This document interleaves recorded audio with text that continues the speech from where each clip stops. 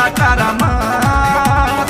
कभी चंद्रयान पूरा, कभी 3 तलाक बिल, अब 370 को मार। मोदी जब से आया है जैसे जादू छाया है, रोज नहीं करता करामात। कभी चंद्रयान पूरा, कभी 3 तलाक बिल, अब 370 को मार, अब 370 को मार।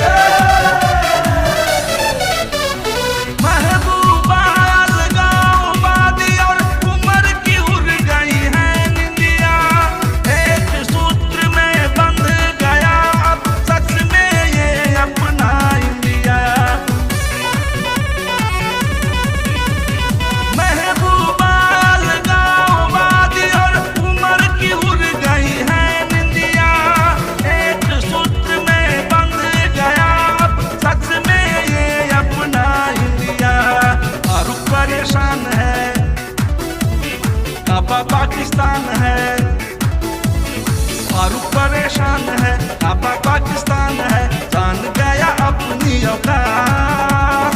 कभी चंद्रयान पूरा, कभी 3 तलाक बिल, अब 370 को मार।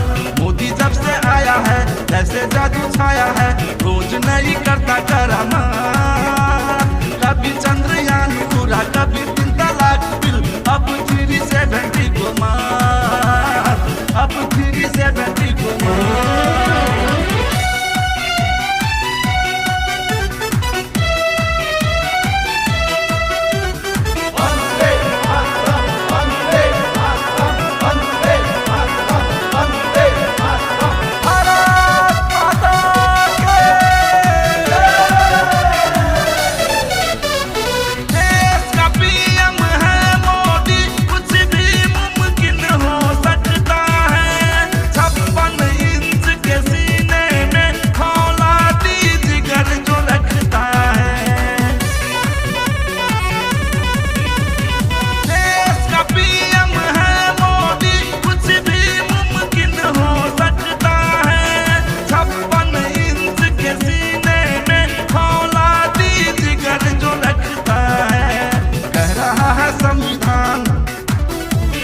पत्थरबाजों सावधान, कह रहा है संविधान, पत्थरबाजों सावधान, वरना होगी गोली की बरसात।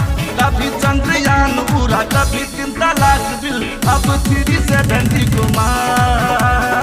मोदी जब से आया है जैसे जादू छाया है, रोज नहीं करता करामात। कभी चंद्रयान पूरा, कभी 3 तलाक बिल, अब 370 को मार।